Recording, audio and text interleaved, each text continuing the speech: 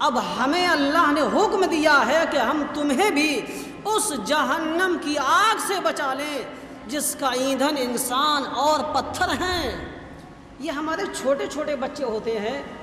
ان کی تربیت والدین کے ہاتھ میں ہوتی ہے۔ فرمایا گیا ہے کہ 7 سال تک بچے کو گود میں رکھو، 7 سال تک بچے کو اس پہ آپ حاکم بن کے رہو، اسے حکم دو، اور 7 سال تک اس کے ساتھ دوست بن کے رہو۔ کیا مطلب؟ 7 سال تک بچے کو اچھی تربیت دو، وہ تمہارے پاس رہتا ہے، وہ چھوٹا ہوتا ہے، باہر کم جاتا ہے، جو اچھی چیز آپ بتاؤ گے، راستے دو ہیں بچے، یہ غلط ہے یہ صحیح ہے، بچہ مانتا ہے، جانتا ہے کہ میرے والدین جو مجھے بتاتے ہیں وہ میرے حق میں اچھا ہی ہوگا، تبھی مجھے یہ بتاتے ہیں کہ یہ اچھا اور یہ غلط ہے۔ 7 سال کے بعد فرمایا گیا اس پہ تم اپنا حکم نافذ کرو۔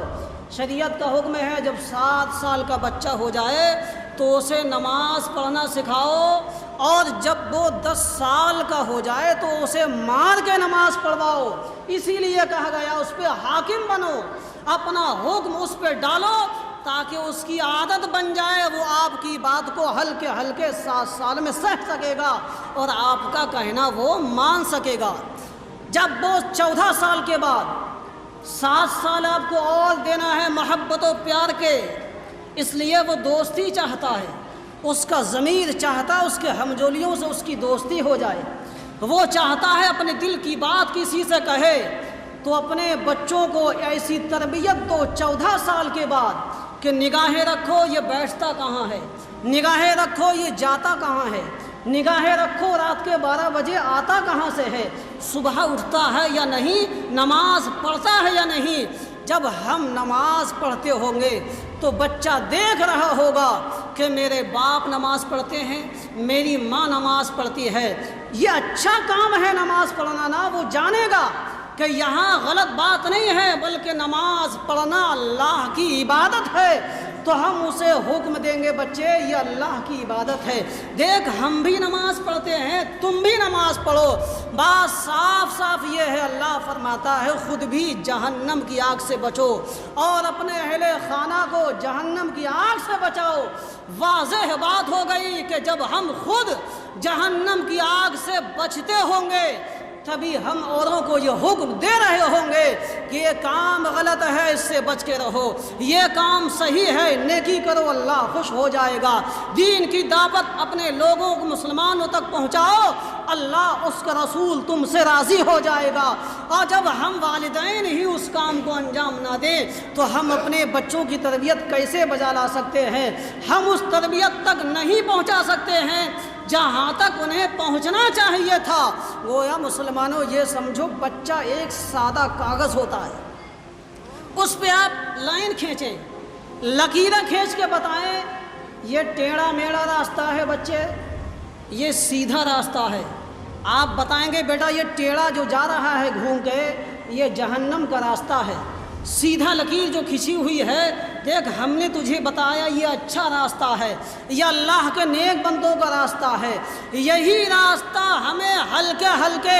جب ہم ایمان کے ساتھ دنیا سے جائیں گے تو یہی راستہ ہمیں جنت تک پہنچا دیتا ہے۔ بچہ سمجھ جاتا ہے کہ میرے باپ نے جو مجھے بات بتائی ہے وہ بالکل صحیح ہے، یہ بھول بھلیوں والا راستہ ہے، میں بھٹک سکتا ہوں، یہ شیطان کا راستہ ہے، مجھے کہیں جو ہے بھٹکایا جا سکتا ہے، اور یہ سیدھا راستہ ہے، صراط مستقیم کا راستہ ہے۔ جب اس پہ ہم چلیں گے تو انشاءاللہ تعالی ہم جنت تک پہنچ جائیں گے۔ ارے ہم بڑے خوش نصیب ہیں کہ ہمیں دین کی تبلیغ دی جاتی ہے، بتایا جاتا ہے، ہم بڑے خوش نصیب ہیں کہ ہم ایمان والے ہیں۔ حضرت بایزید بستانی رحمۃ اللہ تعالی علیہ ایک اللہ کے ولی ہوئے ہیں، جب وہ کسی غیر مسلم کو دیکھتے رو پڑتے تھے، یا اللہ تیرا شکر ہے تو نے اپنے فضل سے مجھے ایمان والا بنایا ہے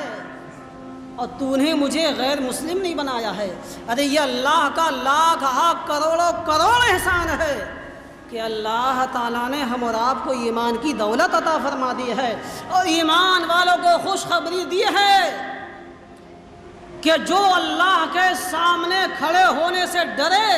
وَلِمَنْ خَافَ مَقَامَ رَبِّهِ جَنَّتَانِ، اللہ تعالیٰ کلام پاک میں اعلان فرماتا ہے جو بندہ اللہ کے سامنے کھڑے ہونے سے ڈرتا ہے اللہ تعالیٰ اسے 2 جنتیں عطا فرماتا ہے۔ بابا فرید الدین گنجا شکر رحمۃ اللہ تعالیٰ علیہ نے بیان فرمایا کہ ایک نوجوان شخص ہے، بڑا پرہیزگار ہے، دن میں روزہ رکھتا ہے، رات میں نمازیں پڑھتا ہے، اس کی ماں زندہ ہے، بیوہ ہو چکی ہے۔ جب بچے کا نزا کا وقت قریب آتا ہے تو اپنی ماں سے کہتا ہے ماں میری وصیت ہے، میرے حکم پہ تمہیں عمل کرنا ہے، 3 وصیتیں ہیں، وہ یہ ہیں ماں میرے پاس بیٹھ، میں یہ چاہتا ہوں میری آخری خواہش پوری ہو جائے۔ ماں نے پوچھا میرا بیٹا بتا تو کیا چاہتا ہے؟ بیٹے نے جواب دیا ماں جب میری روح نکل جائے تو میرے گلے میں رسی کا پھندا ڈالنا اور مجھے صحن میں کھچیڑنا اور بلند آواز سے یہ کہنا کہ اللہ کے نافرمانوں کا یہی ہوتا ہے، اللہ کے نافرمانوں کا یہی ہوتا ہے۔ اس کے بعد میری ماں جب میرا جنازے کا انتظام کیا جائے تو دن میں نہ اٹھایا جائے، رات میں نکالا جائے تاکہ کوئی یہ نہ کہے دیکھو یہ اللہ کا نافرمان جا رہا ہے۔ اس کی سوچ دیکھیں کہ دن میں روزہ رکھتا ہے، رات میں نمازیں پڑھتا ہے، اللہ کا مقبول بندہ ہے، مگر کہہ رہا ہے کوئی یہ نہ کہے میرے جنازے کو دیکھ کے کہ دیکھو دیکھو وہ اللہ کے نافرمان کا جنازہ جا رہا ہے۔ تیسری وصیت یہ ہے کہ جب قبر میں دفن کر کے میرے احباب لوٹ آئیں تو تم میرے پاس آ جانا، مجھے امید ہے اللہ تعالیٰ تمہاری دعا سے، تمہارے قدموں کی برکت سے اللہ تعالیٰ مجھے معاف فرما دے گا۔ تاریخ بتاتی ہے جب اس کا انتقال ہو گیا، ماں نے وصیت کے تحت آنکھوں سے آنسو تو نکل رہے ہیں مگر ماں نے جو اس نے وصیت کی تھی ماں نے قبول کی، رسی لائی، گلے میں پھندا ڈالنا چاہا، کونے کونے سے آواز آتی ہے اے بوڑھی ماں یہ کیا کر رہی ہے؟